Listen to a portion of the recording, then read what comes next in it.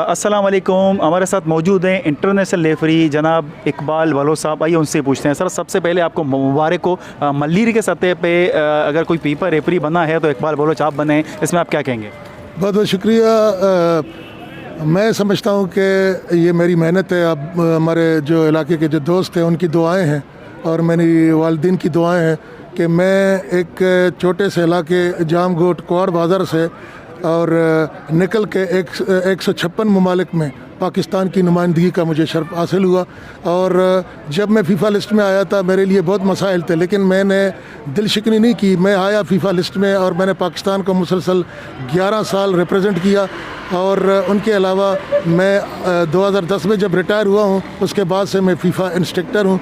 और मैं इस वक्त मेरा जो लास्ट जो कोर्स था वो कोरिया सियोल में था, जिसमें 56 ममालिक एशिया के शामिल थे।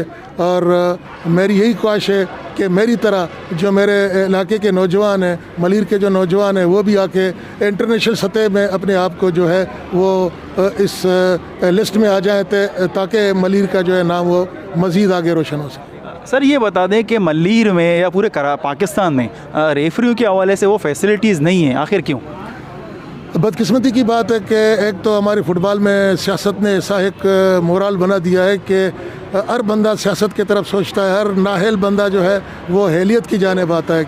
रेफरी का एक तरीक़ेकार होता है उनको मुंतखब करने का। तरीक़ेकार ये होता है कि वो फ़िज़िकली और उसका फ़िटनेस सही हो, फिज़िकली टेस्ट पास कर सकते हों और लॉज ऑफ द गेम को वो जानते हों। लेकिन अभी तक बदकिस्मती की बात है, मेरे 95% रेफरीज़ को इनडायरेक्ट और डायरेक्ट फ्री किक के बारे में पता नहीं है, cognizable offence and shedding of offence के बारे में पता नहीं है। मेरे रेफरियों को ये पता नहीं है कि शोल्डर फेयर चार्ज क्या है और शोल्डर जो फाउल चार्ज क्या है।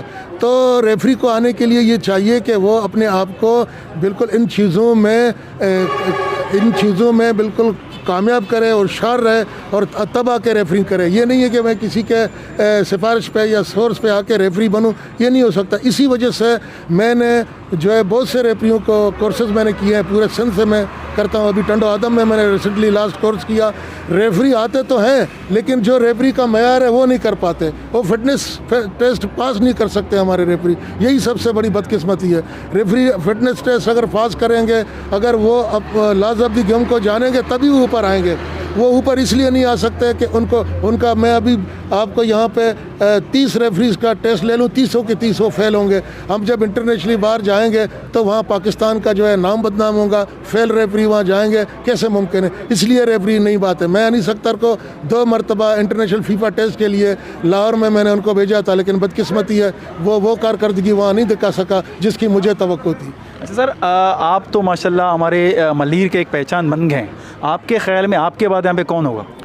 मेरी कोशिश जारी है, मेरा लड़ाई इस बात पर है। मैं फुटबॉल स्टेक होल्डर से मेरी लड़ाई है। मैं कहता हूँ रेफरीज़ को जो है सियासत में मत डालो, रेफरीज़ को जो है न्यूट्रल करो ताकि मुझे मलीर में जो है रेफरी मिल सकें। मैंने 2018 में 2 रेफरी मेरे नज़र में थे।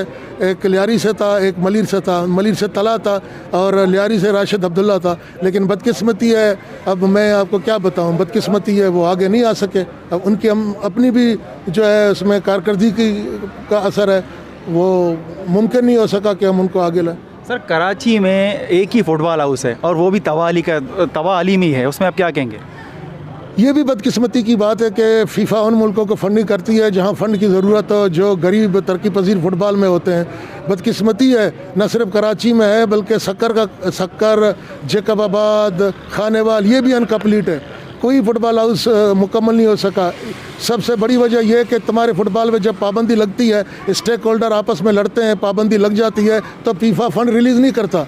जो ये जितने जो फुटबॉल हाउस हैं उनके लिए फ़ंड चाहिए। जब हम लड़ते हैं आपस में एक दूसरे के साथ दस्तो गिरेबान है और पाकिस्तान पे फुटबॉल का पाबंदी लगा हुआ है तो ये कैसे फुटबॉल हाउस बनेंगे? आने वाले नस्ल को आप क्या पैगाम देंगे एज आ फीफा रेफरी? आने वाले नस्ल के लिए मेरा पैगाम नहीं बल्कि हाथ जोड़ के पैगाम है, खुदारा फुटबॉल के सियासत में ना पड़ो।